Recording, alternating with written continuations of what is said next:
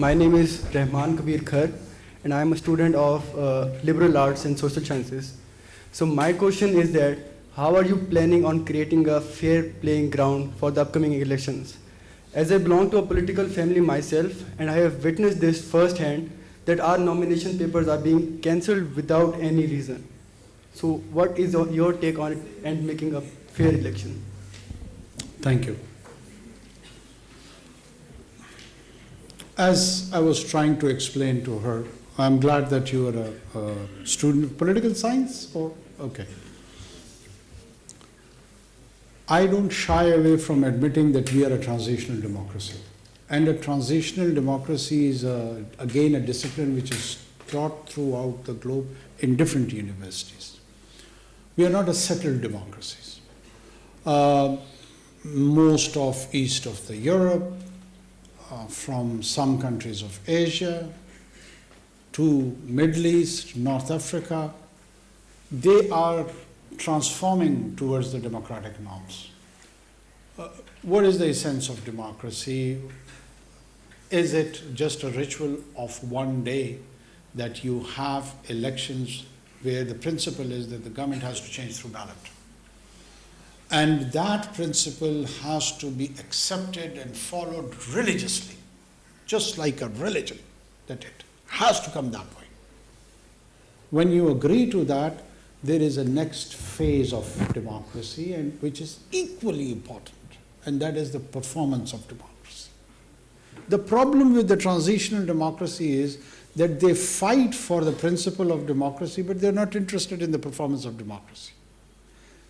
When such situation occurs, then the forces which are more prone towards the non-democratic practices, they do take advantage and they argue and they build their case on the non-performance of democracy. And the entire society is in the stress and strain. And everyone feels that they have got the rightful position of their own, with their own regimental and tribal thinking. If you go to the polarized position of the people who criticize the non-performance of the democracy, they say, oh, forget about this ritual. Don't you know what's going to happen after this? And everyone knows the answer, that yes, you have some basis to that argument, that what they're going to do, so and so. I'm not justifying it, I'm explaining it. And on the other hand, the principle of democracy are being violated by the same people when it is not in their advantage. They only believe in that principle when it is in their advantage. They don't believe it as a principle. 2018, 28, 2008, 2013, 2002, there is a whole history to this. And in that history, the people which we now see as the flag carrier who are advocating for this principle of democracy have been on the other side. And who knows, once they get settled, how again they'll change their position. It's unpredictable. We don't know. I don't trust them.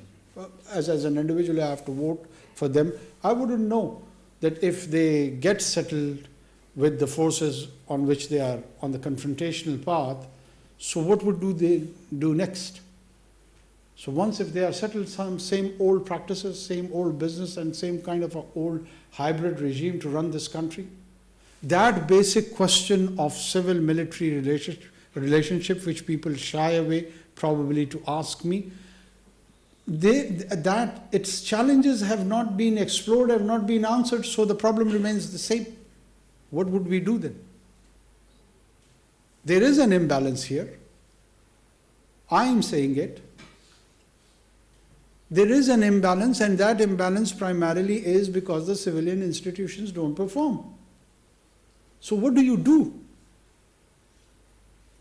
It's a very serious debate. It's a very, it deserves more attention, more questioning, more nuances should be explored, more shades should be known, and people should come up with an informed opinion.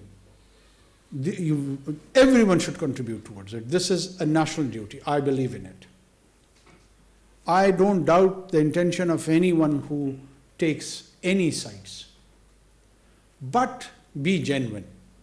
Be genuine and try to find out the genuine challenges and the genuine solutions, whatever according to your capacity. Doesn't matter that you're not the flag carrier of the gospel truth, that everyone should be known, everything should be known to you. That's fine. But honest contribution is very important. آپ میرے خیال میں ان کو موقع دے دیں, یہ بہت زیادہ. Please, ask your question. I wanted to take it back to the question of Please Balochistan. introduce yourself. I am Najab from SLAS. I wanted to take it back to the question of Balochistan.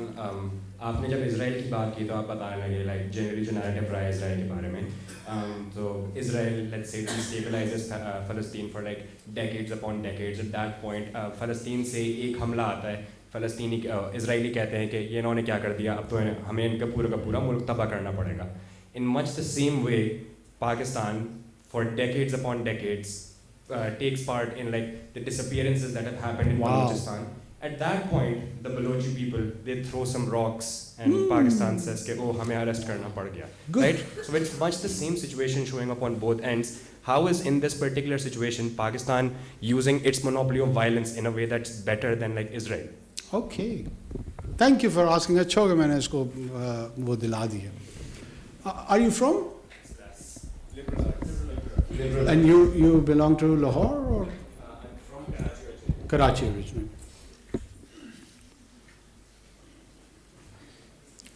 ایک تو جو analogies انسان دیتا ہے, چاری picking کرتا ہے, وہ بعض اوقات اپنے غصے سے اور اپنے باعث سے کرتا ہے. سب سے پہلے اپنے باعث اور اپنے غصے کو کنٹرول کرنا چاہیے, مجھے بھی اور آپ کو بھی. اور ونس یو ڈو دیٹ, اور جو پری کنسیوڈ نوشنز ہوتے ہیں ان سے ہٹ کے ان کو ڈیورس دے کے پھر ریالٹی کو ایکسپلور کرتے ہیں. اسرائیل 1948 میں آج بھی آدھی دنیا اس کو تسلیم نہیں کرتی. تو ایک تو یہ سیٹلڈ کوشچن ہے کہ آدھی دنیا کے لیے وہ ایک انلیجٹمیٹ اینٹی ہے. ٹھیک ہے.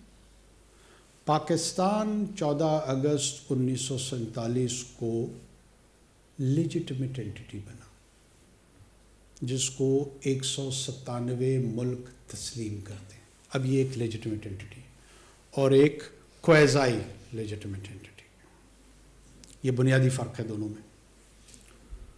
یہاں پر مونوپلی آف وائلنس صرف پاکستان کو نہیں دیا گیا, مونوپلی آف وائلنس تمام لیجٹمیٹ سٹیٹس کو دیا گیا ہے.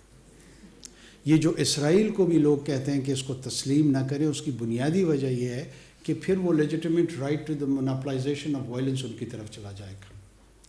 پاکستان کے کیس میں, ہندوستان کے کیس میں, سری لنکا کے کیس میں, یورپین ممالک کے کیس میں, اکارڈنگ ٹو دا ویسٹفیلین پرنسپل, جو رائٹ ٹو وائلنس ہے وہ اس نیشن سٹیٹ کا حق ہے. یہاں پہ کوئی بھی گروہ جو وائلنس کی طرف آئے گا اس کو جو رسپونڈ کرنا ہوگا in terms of legal frame work, in terms of administrative responses, وہ ریاست کرے گی. بدقسمتی سے اس مرتبہ اس کا نام ریاست پاکستان ہے, جو شاید بہت سارے لوگوں کو اتنا زیادہ اچھا نہیں لگتا, حالانکہ یہ تمام ریاستوں کا بیسک رائٹ ہے. بلوچوں کو یہ پتہ نہیں آپ کو کس نے بتا دیا ہے کہ بلوچوں کو ڈیکیڈ سے کیا کر رہے ہیں ہم, آکوپائی, ڈسپیئرنس یا انفورس ڈسپیئرنس کی اصطلاح جو ہے نا, وہ یہ وار آن ٹیرر کے بعد شروع ہوئی ہے. اس سے پہلے کم تھی, یہ نہیں ہے کہ بالکل وجود اس کا نہیں تھا, ہمارے ہاں کم تھا ایشیا اور ان ممالک میں. یہ موسٹلی جو ساؤتھ امریکن کنٹریز تھی, گویٹمالا, ارجنٹینا, جہاں پہ کمیونسٹ ریجیمز کو سپورٹ کیا کے اگینسٹ کوز کو سپورٹ کیا جاتا تھا, سمری ایگزیکیوشنز کر دیتے تھے, لوگوں کو ڈسپیئر کر دیتے تھے. تو اس کے لیے یو این نے ایک انفورس ڈسپیئرنس کمیٹی بنا دی. اس یو این کی انفورس ڈسپیئرنس کمیٹی کا اپنی ایک میتھڈالوجی ہے, there is a method to the madness. مثال کے طور پہ میں کہہ دیتا ہوں کہ جناب بلوچستان میں 8,000 آدمی غائب ہیں. اب 8,000 آدمی غائب ہیں تو یونائٹڈ نیشن والے یہ سوال پوچھتے ہیں کہ جناب پہلے آپ نے ان کا وجود ثابت کرنا. یہ یو این کہہ رہا ہے, ریاست پاکستان نہیں کہہ رہی ہے, تاکہ پھر ان کا عدم وجود ثابت ہو سکے. آپ کا پورا نام کیا ہے؟ نجف. کہ نجف صاحب کے والدین کا نام دے دیں, سبلنگز دے دیں, ایکسٹینڈڈ فیملی دے دیں, تو پتہ لگے گا کہ یہ نجف عباس ہے, تاکہ کوئی اور نجف عباس بھی اگر ساتھ میں آ جائے تو پتہ لگ سکے کہ ان کے بیچ میں کوئی تفریق ہے یا نہیں. یہ ایک طریقہ کار ہے. اس طریقہ کار کے تحت جب 2009 میں یہ یو این کی انفورس ڈس اپیئرنس کی کمیٹی یہاں آئی تو انہوں نے کہا یہ لگ بھگ, ایگزیکٹ نمبر نہیں دیا مجھے, بڑا لوگ کہتے ہیں جھوٹا ہے, جھوٹ بولتا ہے, ابھی گوگل کر کے دیکھ لو, انہوں نے لگ بھگ کہا کہ 50 کے قریب ہے. ٹھیک ہے. اب 50 سے پرابلم یہ آتی ہے کہ یو این چونکہ وہ پیٹرن نہیں اسٹیبلش ہو پا رہا تو وہ انٹرسٹ نہیں لیتا, ان کا ریڈار نہیں آتا. ان کے جو ہینڈلر ہیں وہ ان کو سمجھاتے ہیں کہ بیٹا آپ نے کہنا ہے 8,000 لگے رہو, تاکہ یہ پورا کا پورا اسپریڈ آؤٹ ہو جائے اور انٹرنیشنل ریڈارز میں وہ رجسٹر ہو جائے. باقی کس نے دیکھا ہے, ہونا ہے نہیں ہونا ہے, آپ نے بھی تو اتنا دیکھے پیشنیٹ ہو کر اس کے لیے سوچ رہے ہیں, لیکن پتہ نہیں کرا ہے کہ یو این کی ڈس اپیئرنس کمیٹی اس کے متعلق کیا کہتی ہے. پڑھے لکھے آدمی ہو, انفارمڈ ہو, اس ایشو کے ساتھ انٹرسٹ بھی ہے, لیکن نہیں پتہ کیا, وقت نہیں ہوگا اور مصروفیات ہوں گی, لیکن ذرا پور اسسمنٹ. بلوچستان میں جو سال ہا سال سے ہو رہا ہے نا, نجف عباس صاحب, اگر آپ وہاں پر صرف اور صرف کراچی سے کوئٹہ تک سفر کریں تو بہت ساری یہ پروبیبلٹی ہے کہ وہاں پہ جو نان اسٹیٹ ایکٹرز ہیں, B L A, B L F, B R A, خاکم بدہن آپ کو بھی نشانہ بنا سکتے ہیں. آپ کوالیفائڈ ہیں, ایک تو نام آپ کا نجف عباس ہے, سارے سمجھ رہے ہیں. دوسرا آپ اردو زبان بولتے ہیں, ٹھیک ہے, رنگ گہرا ہے. یہ ساری کوالیفیکیشنز فار ایلیمنیشن ہیں. اب ریاست کی جو ذمہ داری ہے, آپ جیسا کوئی ایک گریجویٹ جاتا ہے اور وہاں مستنگ ٹاؤن میں کہتا ہے کہ جی میں نے پڑھانا ہے کسی کو. کیا پڑھانا ہے؟ پاکستان اسٹڈیز, انگریزی, اسلامیات, وٹ ایور. اور ان دا پروسیس یہ 2 افراد بی ایل اے سے, بی ایل ایف سے جڑے ہوئے ہیں, یہ آپ کو مار دیتے ہیں. یہ میں خیالی تصور پیش کرتا ہوں. اور اس بنیاد پہ مار دیتے ہیں کہ یہ ریاست پاکستان کو پسند نہیں کرتے ہیں, تسلیم نہیں کرتے ہیں, یہ چاہتے ہیں کہ ان کی اپنی ریاست موجود ہو. ریاست کی ذمہ داری ان کے حقوق کے حوالے سے زیادہ ہے یا آپ کے حقوق کے حوالے سے؟ ویسے ہاں یا نا میں جواب دے دو, تھوڑا سا ہلکا پھلکا کمنٹ بھی کر دو, خیر ہے. You are unarmed, they are armed, you have just walked in to teach somewhere. For multiple reasons they hate you and they just kill you. And I am the state, so what is my moral responsibility that I should be interested more in your rights or their rights? I think your moral responsibility is to look at it with more nuance, considering the reasons that like PLA and all these let's say organizations वगैरह, your responsibility would be to look at it with more nuance and consider the reasons they exist in the first place, right? No terrorist agency, even if we call them terrorist agencies, just show up randomly. Okay. I will later become professor. First, as a head of government, what should I do? Look into your rights. I will find out that why these terrorist entities have been created. I'll do it in a place like this where I am here either to learn or teach. But as a state, I have to give an administrative response. Do your rights as a peaceful individual has a preference, or those who have exerted on violence, their rights are a preference? I'm just asking you a simple question. I'm asking all of you. Let him answer, but I'm asking all of you. If it was as non-nuanced as that, which it isn't, if it was as non-nuanced as that, then my rights would be more important. Oh, I'm so delighted to hear that. Thanks. Issue यही है कि BA, BLA, BLF और उससे related TTP, लश्कर जंगवी, उसमें तो कोई एतराज़ नहीं है तुम्हें? You are using different organizations which... No. Oh, so they're different. But they're both killing people. No, the reason they are killing... Oh, one is killing animals, the other is killing humans. One is killing, let's say, Just Punjabis. Agencies of the government, one is killing individual human beings. So agencies of the government deserves to be killed. I think the point at which they have like literally worked to destabilize their existences, I think killing them is a very small response. Okay. No, let me. मैं चाह रहा हूँ कि ये ज़रा open हो. मैं चाह रहा हूँ ज़रा ये open हो. कोई फ़र्क नहीं पड़ता. यही point हमारा है कि जब इस तरह के radical views आएंगे, उनको proper administrative responses मिलेंगे. No matter what.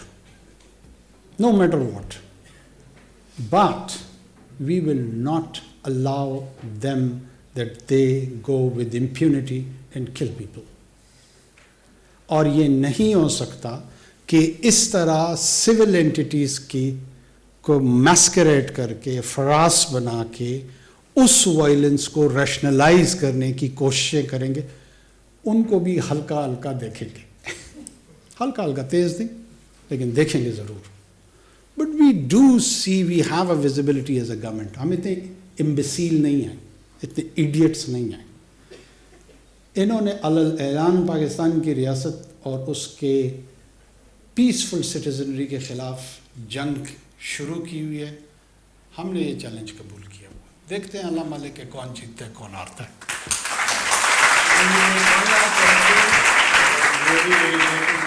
Prime Minister, for being so generous with your time. Just one last question from somebody in the back. Yes, gentlemen. Yes, please. खैर मुस्कुरा लो, क्यों, क्या हो गया यार? Hi, Mr. Kakar. I'm right here. Oh, okay. I come from the filmmaking department, TFT. My question is more about artistic expression and the protection of artists in general. Now, I understand you're a caretaker setup. You're not here to pass on policies, but is there a draft, or is there, and if you could highlight, what are the exact policies you've implemented to actually protect their expression, their freedom, and their ability to actually showcase their art freely without any subjugation? Now, just a little context, I'm sure you'd understand. There's a phenomenal movie that came out this year, Zindagi Tamasha, directed by Sarmad Kusib, written by Nirmal Ban. It's a phenomenal film. Everyone has their own takes on it. If you've not had the chance to see it, I definitely recommend it. Now, this movie was approved by the federal government for release. This was approved by the Punjab government for release. This was approved by the Sindh government for release. But without any explicable or official statement, it was removed. It wasn't allowed to release. This is a man who's put a lot of love and attention to his craft, and it wasn't allowed to be released in the cinemas. So that's my exact question, because I want to make art in my country. I want to have impact in my society. But if this is the sort of, again, I'm not saying it's necessarily you, but if this is the attitude and lawlessness that we have in terms of letting artists express themselves freely, then it leaves us no choice but to take our creative freedoms elsewhere. So that's what I'm trying to understand. Do you have any policies right now passed on, ready for the next government, so when they come, we end this vicious cycle and we allow artists to fully express themselves?